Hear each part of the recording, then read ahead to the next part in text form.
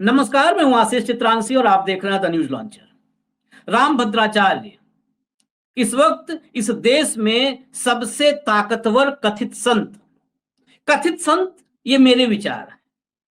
मैं ऐसे लोगों को संत की कैटेगरी में स्वयं में मानने को तैयार नहीं हूं जो मुख और सिख के आधार पर, जो चरण के आधार पर जातीय विभाजन की बात करते हो, जो ब्राह्मण में उच्च ब्राह्मण और नीच ब्राह्मण तय करते हो, जो हर राजनीतिक मामले में दखल देते हो, जो आज आरक्षण खत्म करवाने की बात कर रहे हैं और कितना विभाजनकारी है स्टेटमेंट। मैं उस स्टेटमेंट को कोट अनकोट सुनाऊंगा ताकि उसमें कोई किसी तरीके का फेरबदल ना होने पाए।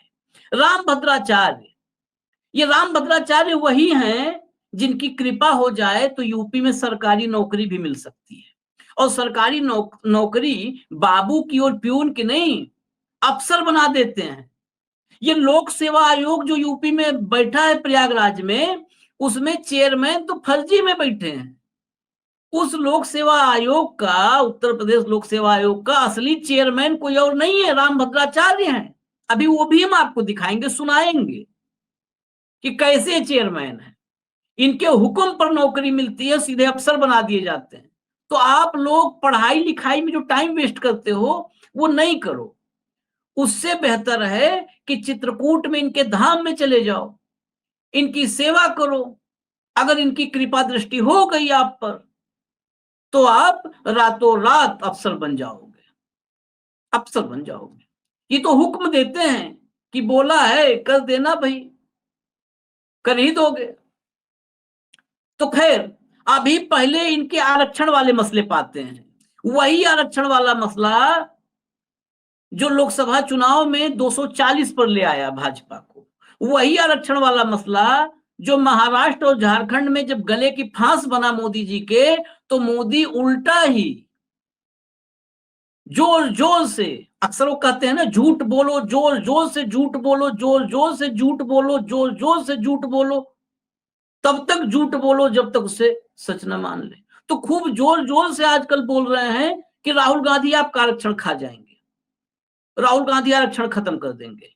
जबकि आरक्षण और संविधान, इन दोनों पर जो खतरा है वो खतरा किससे है? ये लल्लू सिंह जो अयोध्या प्रत्याशी, मेरठ वाले सांसद अरुण गोविल, ये सब बता चुके हैं। ये सब 370 क्यों सीटें मांग रहे थे, ये तो अपनी जुबान से साफ साफ कह रहे थे, कहीं घुमा फिरा के नहीं कि 370 दो, संविधान बदलना है। खैर, वो बीती बात हो गई। अब ताजा बात पर आ जाते हैं। इनकी मंशा क्या है संविधान को लेकर के? राहुल गांधी के खिलाफ तो ये राजीव कुमार वाले आयोग में चले गए कि राहुल गांधी झूठ फैला रहे हैं कि भाजपा और संघ संविधान विरोधी है, संविधान खत्म करना चाहती है, आरक्षण खत्म करना चाहती है। आरक्षण खत्म करने के बारे में मोदी जी को लेकर के झूठ बोला जा रहा है, लेकिन उस बात में सच्चाई इतनी है और कितनी है, इसको रामभद्राचार्य के लेटेस्ट स्टेटमेंट से आप समझ सकते हैं। रामभद्राचार्य का कहना है कि 100% नंबर लाकर सवर्ण का बच्चा जूता सिए और 4% नंबर लाकर एससी का बच्चा नौकरी पाए, इसको समाप्त करना ही होगा। और ये होगा, ये होगा, ये दावा कर रहे हैं। दरअसल हिंदुस्तान में, भारत में, ये स्वयं को नास्त्रोदामस से कम नहीं मानते हैं, ये बाबा बेंगा से भी कम नहीं मानते हैं खुद को, क्योंकि ये हमेशा कहते हैं कि मैंने बोल दिया तो होकर रहेगा। इन्हीं के बोलने से मोदी जी भी प्रधानमंत्री बने थे। तो अगर ये इतने डंके चोट पे कह रहे हैं तो इनको यकीन होगा कि मोदी जी क्या करने वाले हैं। लिखते हैं ये, बोलते हैं ये कि 100% नंबर लाकर सवर्ण का बच्चा जूता सिए और 4% नंबर लाकर एससी का बच्चा नौकरी पाए, इसको समाप्त करना ही होगा और ये होगा। कोई एससी एसटी ओबीसी नहीं, सब हिंदू एक हैं, सब भारतीय एक हैं। आर्थिक आधार पर आरक्षण दो, तब यह जाति वाला गृह युद्ध अपने आप समाप्त हो जाएगा। आर्थिक आरक्षण अगर दे दें आर्थिक आधार पे तो जाति वाला गृह युद्ध समाप्त हो जाएगा। भाई, ये आरक्षण आने के पहले आर्थिक आरक्षण थोड़ो था। जब अछूत बना करके, मलेच्छ बोल करके गले में मटका टांग देते थे। कुआं पानी पी लिया तो कोड़े बरसाते थे। रामभद्राचार्य जी महाराज, वो दौर था तो क्या वो आर्थिक आरक्षण उस समय था, समाजीय आरक्षण था, जातीय आरक्षण था जिसकी वजह से आपसी तनाव था क्या उस समय? नहीं था, तभी तो कोड़े बरस रहे थे। आज है तभी तो आपके भीतर तक, अंतर मन तक ज्वाला धधक रही है। भगभगा करके जो है आरक्षण खत्म होने के बारे में आप अपने विचार दे रहे हैं। इसीलिए दे रहे हैं कि इस जातीय आरक्षण से वो जिनको आप बताते हैं कि चरणों से जिनका जन्म हुआ है, वो ताकतवर हो गए, वो बराबरी में खड़े होने लगे, बराबर वाली कुर्सी बैठने लगे, उसी थाली में खाने लगे। इसीलिए पीड़ा है। अब सुनिए, इनकी कहानी अभी बहुत सारी बची हुई है। अब क्लिप एक दिखा देते हैं, बाकी और कहानी बताते हैं। यही मुख्यमंत्री भी तय करते हैं भाजपा में। यह आरक्षण वाला बयान इतना खतरनाक है, इसको 3 बिंदु में समझिएगा। इनकी अपनी जुबानी, मुख्यमंत्री भी यही तय करते हैं। नौकरी अफसर बनाने का अधिकार भी इनके पास, ये बोल देते हैं बड़े बड़े नेताओं को, स्पीकर को बोल देते हैं मैंने कहा एक नौकरी देख लेना, लगवाई दोगे। नौकरी भी लगवाते हैं। इनके आशीर्वाद से प्रधानमंत्री और मुख्यमंत्री भी बनता है। तो अगर ये चाहेंगे तो आरक्षण क्या नहीं खत्म होगा? अब ये आरक्षण खत्म करके करना क्या चाहते हैं? दरअसल इनका एक बयान पहले मैं नौकरी वाला आपको दिखा दूं कि नौकरी दिलवाते हैं और नौकरी के लिए किस की पैरवी करते हैं, किस जाति के, किस वर्ग के लोगों की पैरवी करते हैं। ये जो है, और स्वयं इनका असली नाम बाकी सब लोग जानते होंगे, उसको हम क्या रिपीट करें। स्वयं ब्राह्मण है। सुना दीजिए जरा वो क्लिप सुनाइए जो नौकरी के लिए सतीश महाना, उत्तर प्रदेश विधानसभा के स्पीकर सतीश महाना को बोल रहे हैं रामभद्राचार्य कि नौकरी दिलवा दो। आरओ समीक्षा अधिकारी होता है, बड़ा सम्मानित पद है। इसके लिए यूपी पीएससी एग्जाम करवाती है, लोक सेवा आयोग राज्य की, वो करवाती है। ऐसे नौकरी नहीं मिल जाती, लेकिन बोल रहे हैं कि कर देना। सुनिए। महाना जी के राजनीतिक भविष्य की और ऊंची उज्जवल कामना करता हूं। विधानसभा के अध्यक्ष तो बनी गए, एक सेवा मैंने दी है वो समझ गए होंगे, वो इनको करनी है, पैसे की नहीं। एक व्यक्ति की, एक लड़के को मैंने इन्हें कहा कि उसे इन्हें समीक्षा अधिकारी बनाना है, तो वो मेरी सेवा ये करेंगे ही करेंगे। मैंने कभी नहीं कहा, अब दोबारा कहूंगा भी नहीं। वो है शाश्वत शर्मा, उसका इनको मैं मन पर कह दे रहा हूं। और अब हम आरती करेंगे। देखिए कितना बेखौफ अंदाज है, ये बेखौफ अंदाज कि मैं मंच से कह दे रहा हूं और मुझे पता है ये करेंगे ही करेंगे, करेंगे ही करेंगे। सतीश महाना जा नहीं सकते कहीं। ये वीडियो अब माँ बाप जो देख रहे हो, अपने बच्चों को बिना मतलब प्रयागराज भेजना बंद कर दें। वो जाक वहां बेचारे दिन भर कमरे में बैठ करके जाड़ा गर्मी बरसात छत पर ही होती है, वहीं पसीना पसीना किताब खोल के मोटी मोटी पढ़ते हैं और मोटी मोटी रोटी जो है ठोक करके और कच्ची पक्की खाते हैं। उससे अच्छा भेजिए रामभद्राचार्य के पास। अगर कहीं प्रसन्न हो गए सेवा से तो सीधा समीक्षा अधिकारी। ये वही समीक्षा अधिकारी की बात कर रहे हैं जिस समीक्षा अधिकारी के परीक्षा को लेकर के अभी 20,000 छात्र प्रयागराज की सड़क पर बैठे थे। सोचिए, 20,000 छात्र सड़क पर बैठे थे। लाखों छात्र अपीयर होते हैं, लाखों छात्र, 10 लाख छात्रों की जो है परीक्षार्थी होने की बात हो रही थी। और इसी पर आयोग कह रहा था कि बहुत ज्यादा संख्या है, इसलिए हमको 2 दिन 2 पाली, 2 दिन 2 शिफ्ट करना पड़ रहा है। बताइए, इतने छात्र उत्तर प्रदेश के, और यहां पर एक शाश्वत शर्मा, नाम बता दे रहा हूं, करेंगे तो करेंगे ही। अब आखिरी बार बोल भी रहा हूं, इसके बाद बोलूंगा भी नहीं। ये है कॉन्फिडेंस। समीक्षा अधिकारी सीधे बना दो।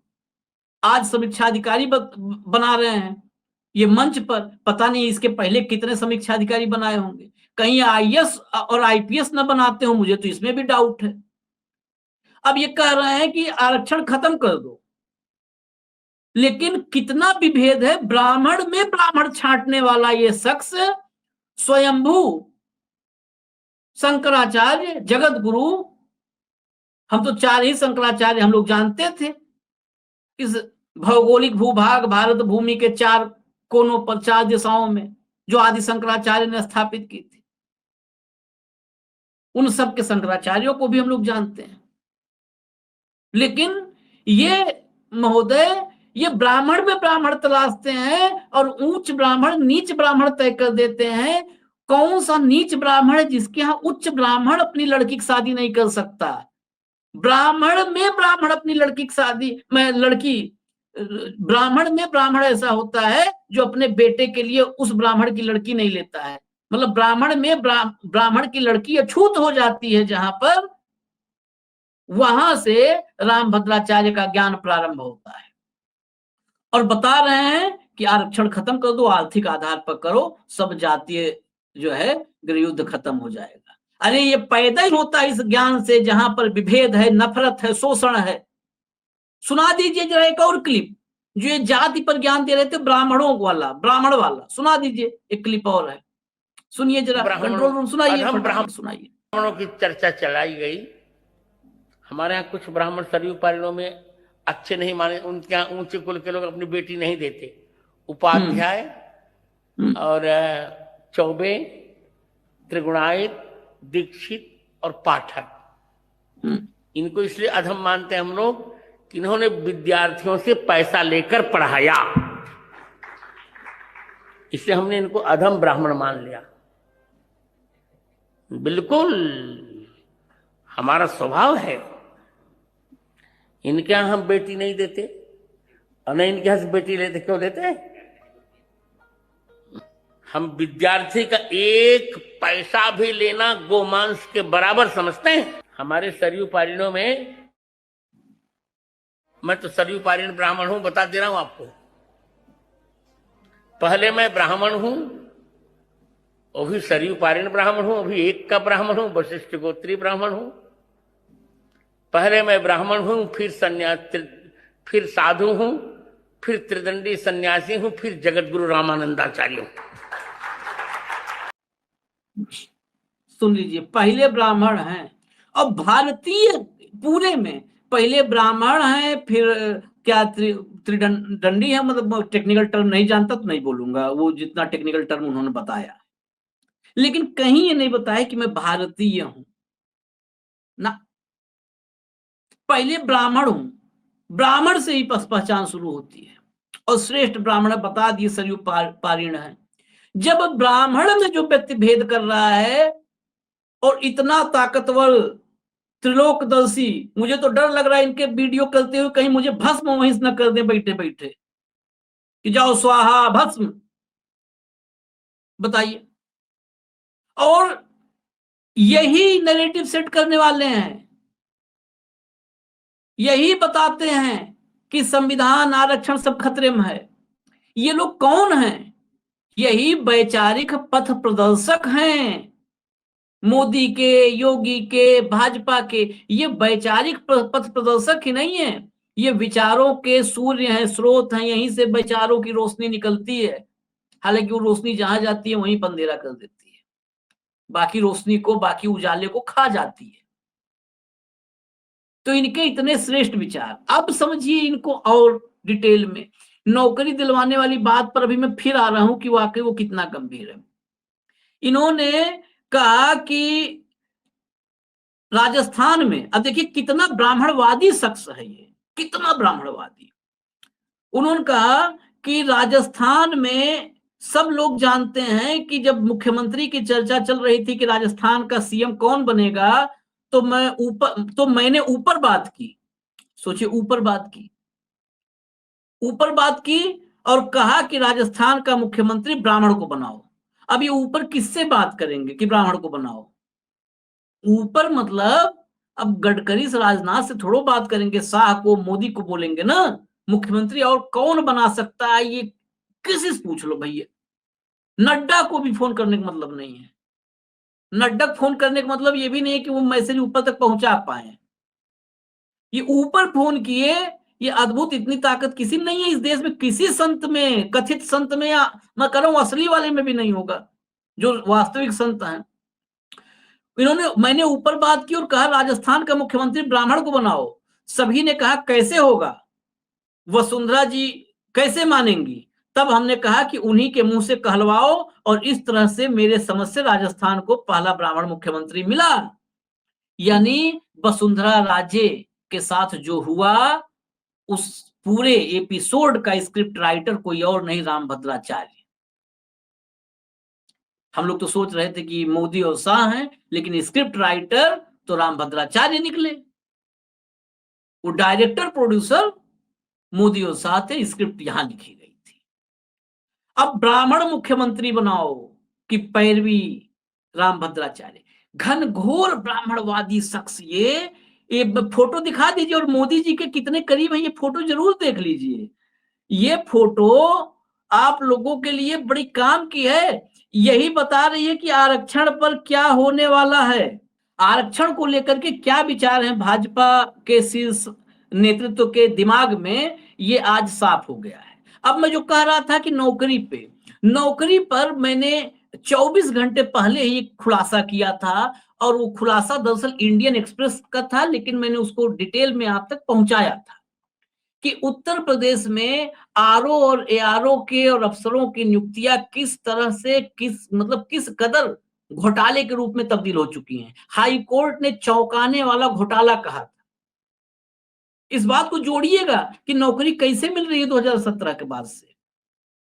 उस पूरी रिपोर्ट में, वो रिपोर्ट तो बहुत लंबी थी, मैं सारांश बता दूं कि 4 प्रमुख सचिव, जिसमें जयप्रकाश सिंह, प्रदीप दुबे, महेंद्र सिंह, 3 प्रमुख सचिव और चौथे पूर्व प्रमुख सचिव और उप लोकायुक्त दिनेश कुमार सिंह, इनमें एक प्रदीप दुबे के 4 रिश्तेदारों को अफसर बना दिया, जयप्रकाश सिंह के बेटा बेटी आरओ बन गए, महेंद्र सिंह के जो है इनके परिवार के लोग बन गए अफसर, बेटा इनका बन गया, दिनेश कुमार सिंह का बेटा बन गया। ये इतने सारे उदाहरण, और आपको केस स्टडी मैंने उस एपिसोड में पूरा बताया था, उस एपिसोड को आप देखिए। उसमें ऐसे संस्थानों को परीक्षा की जिम्मेदारी दी गई थी जिनका इतिहास ऐसा था कि वो फर्जीवाड़े चक्कर में उनके मालिक जेल जा चुके, जमानत पर बाहर, उनके जरिए। और सारे अफसरों 186 कुल मिला के पोस्ट थे, 38 यही थे। वो जो 2 एजेंसियां थी एग्जाम करवाने वाली, उन दोनों के मालिक की भी पत्नी, रिश्तेदार 4-5 भर गए थे।